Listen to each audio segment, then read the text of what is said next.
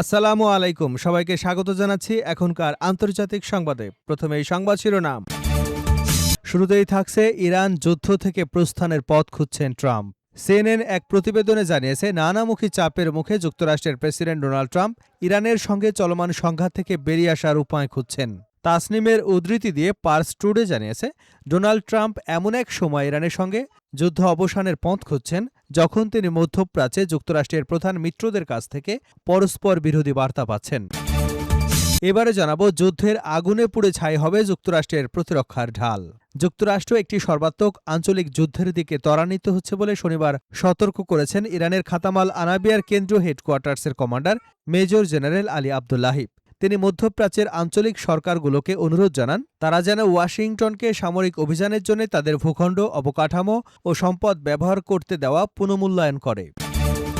জানাবো, গাজার জরুরি চিকিৎসা সামগ্রীর গুদামে ইসরায়েলের বিমান হামলা। ফিলিস্তিনের গাজার মধ্যাঞ্চলের দেইর আল বালা শহরে অবস্থিত আল আকসা শহীদ হাসপাতালের পাশে মেডিকেল গুদামে ইসরায়েলি বিমান হামলার ঘটনা ঘটেছে।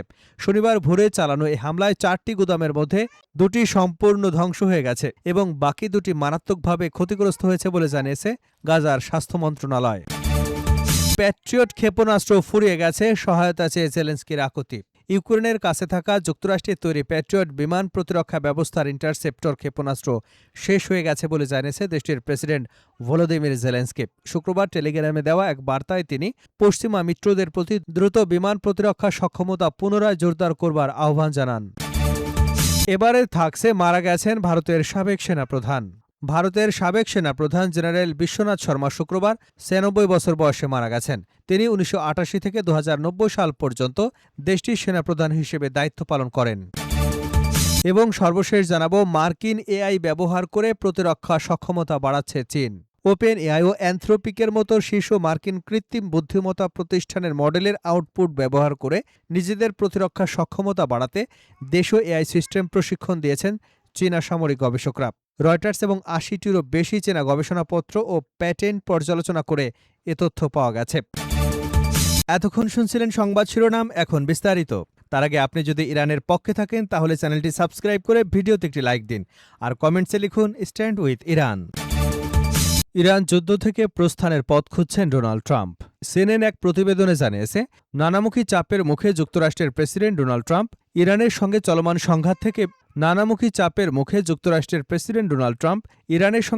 সংঘাত থেকে বেরিয়ে আসার উপায় খুঁজছেন।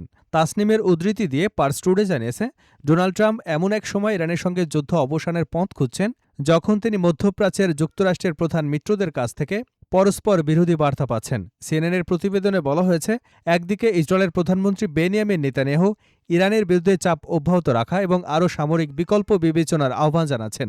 অন্যদিকে সৌদি আরব উত্তেজনা হ্রাস এবং সংঘাত অবসানের উপর জোর দিচ্ছে।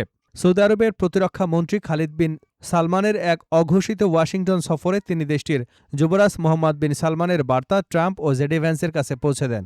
ওই বার্তায় রিয়াদ জানায় তারা ইরানের সঙ্গে চলমান উত্তেজনা কমাতে চায় এবং সংঘাত অব্যাহত থাকলে তা গুরুতর ঝুঁকি সৃষ্টি করতে পারে বলে মনে করে। এই বৈঠকটি ট্রাম্পের সঙ্গে নেতানিয়াহুর হোয়াইট হাউসের সাক্ষাতের একদিন পর অনুষ্ঠিত হয়। ওই বৈঠকে ইসরায়েলের প্রধানমন্ত্রী ইরানের সঙ্গে কূটনৈতিক প্রচেষ্টার সফলতা নিয়ে সন্দেহ প্রকাশ করেন এবং তেহরানের বিরুদ্ধে চাপ আরও বাড়ানোর সম্ভাব্য উপায় নিয়ে আলোচনা করেন। সিএনএনের মতে, এই ধারাবাহিক বৈঠকগুলো যুক্তরাষ্ট্রের মিত্রদের মধ্যে ভবিষ্যৎ কৌশল নিয়ে মতপার্থক্য সৃষ্টি করেছে এবং ট্রাম্পকে এমন এক পরিস্থিতিতে ফেলেছে যেখানে তিনি সংকট থেকে বেরিয়ে আসার পথ খুঁজছেন। এদিকে ট্রাম্প এখনও একটি সম্ভাব্য সমঝোতায় পৌঁছানোর আশা প্রকাশ করে চলেছেন। তবে নেতানিয়াহু এবং সৌদি কর্মকর্তাদের সঙ্গে তাদের সাম্প্রতিক বৈঠকগুলো ইঙ্গিত দিচ্ছে যে ট্রাম্প বর্তমানে দুটি ভিন্ন পথের মধ্যে সিদ্ধান্ত গ্রহণে কঠিন সংকটের মুখোমুখি। একদিকে সামরিক চাপ আরও বাড়ানো, অন্যদিকে উত্তেজনা কমানোর পথে অগ্রসর হওয়া। যুদ্ধের আগুনে পুড়ে ছাই হবে যুক্তরাষ্ট্রের প্রতিরক্ষার ঢাল। যুক্তরাষ্ট্র একটি সর্বাত্মক আঞ্চলিক যুদ্ধের দিকে ত্বরান্বিত হচ্ছে বলে শনিবার সতর্ক করেছেন ইরানের খাতামাল আম্বিয়ার কেন্দ্রীয় হেডকোয়ার্টার্সের কমান্ডার মেজর জেনারেল আলী আবদুল্লাহিব। তিনি মধ্যপ্রাচ্যের আঞ্চলিক সরকারগুলোকে অনুরোধ জানান তারা যেন ওয়াশিংটনকে সামরিক অভিযানের জন্য তাদের ভূখণ্ড, অবকাঠামো ও সম্পদ ব্যবহার করতে দেওয়ার পুনর্মূল্যায়ন করে। মেজর জেনারেল আলী আবদুল্লাহি বলেন, ওয়াশিংটনের আচরণ একটি বিপজ্জনক সম্প্রসারণবাদী কৌশলের প্রতিফলন, যার উদ্দেশ্য এবং অঞ্চলের উপর অবৈধ নিয়ন্ত্রণ চাপিয়ে দেওয়া। আব্দুল্লাহি বলেন, অপরাধী যুক্তরাষ্ট্র ইরানের বিরুদ্ধে সাম্প্রতিক যুদ্ধের সময় প্রমাণ করেছে যে তাদের শয়তানি লক্ষ্য এবং উদ্দেশ্য হাসিলের জন্য তারা মুসলমানদের স্বার্থ ও সম্পদের বিরুদ্ধে যে কোনো অপকর্ম বা সংঘাত চালাতে দ্বিধা করবে না। তিনি সতর্ক করে বলেন, যুক্তরাষ্ট্র তার নিজস্ব সামরিক বাহিনীকে রক্ষা করতে এবং ইসরায়েলের যুদ্ধযন্ত্রকে শক্তিশালী করতে আঞ্চলিক দেশগুলোর সম্পদ, মূলধন, গুরুত্বপূর্ণ অবকাঠামো এবং কৌশলগত সম্পদকে কাজে লাগাচ্ছে। তিনি বলেন, ইসলামী অঞ্চলের দেশগুলোকে অবশ্যই বুঝতে হবে যে যুক্তরাষ্ট্র তাদের মূলধন, সম্পদ, গুরুত্বপূর্ণ অবকাঠামো, কৌশলগত সম্পদকে তার ক্লান্ত শ্রান্ত সামরিক বাহিনীর জন্য প্রতিরক্ষামূলক ঢাল হিসেবে ব্যবহার করছে, আর একই সাথে সন্ত্রাসী এবং শিশু হত্যাকারী ইহুদিবাদী সত্তার যুদ্ধ ও নিরাপত্তা ব্যবস্থাকে শক্তিশালী করছে।